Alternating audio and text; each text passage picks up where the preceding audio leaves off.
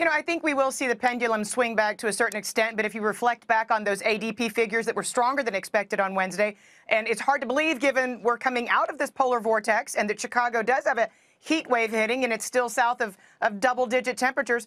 But January in general was very warm, and we saw quite a few construction workers and we saw manufacturing payrolls in the ADP report hit a high for the cycle. So it wouldn't surprise me that there's a little bit of upside in this morning's figures. But again, December was so strong, we do look to see a little bit of payback.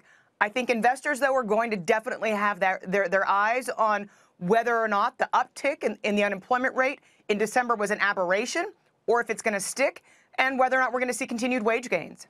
So I know we had the shutdown for a lot of the month of January, and government workers are not in this report, but there could potentially be some ripple effects. What should we look for as far as the noise, and how do we separate that out when those numbers first cross the tape? It's going to be very difficult to discern what the outbreak was beyond government payrolls, which will not come through in the figures. The best way that it was described to me was, we're not going to go back to restaurants that were closed because there was no business. Our stomachs are only a certain size. We'll see more of this because of the polar vortex come out in next month's figures as well. There's going to be some permanent loss of business, some government contractors because of the persistence of the shutdown.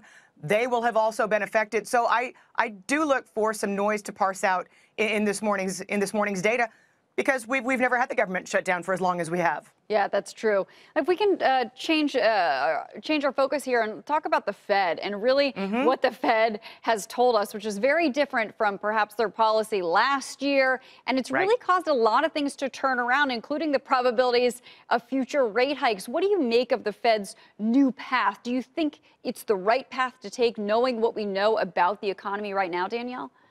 Well, we saw Challenger layoffs, for example, come straight out of the gate yesterday morning, up 21% over last year.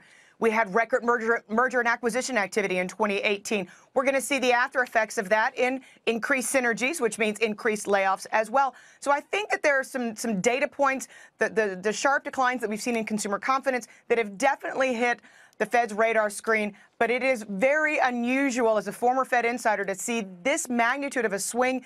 What a difference a month can make. Obviously, stocks are up by, the most since 1987, as you've been reporting all morning long. But if you can imagine, a month ago, there was a 45% probability of a Fed rate hike in 2019. Now there's almost a 40% probability of a Fed rate cut inside of a 30-day window.